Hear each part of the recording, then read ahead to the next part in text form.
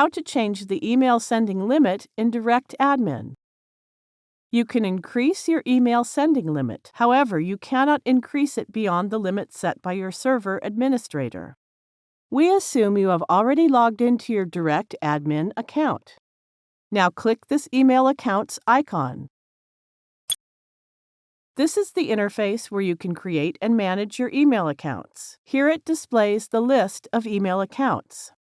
Click the plus sign for the corresponding email account whose limit you want to change.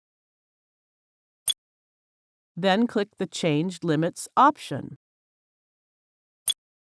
Now enter the desired quantity in Send Limit input box and click the Save button.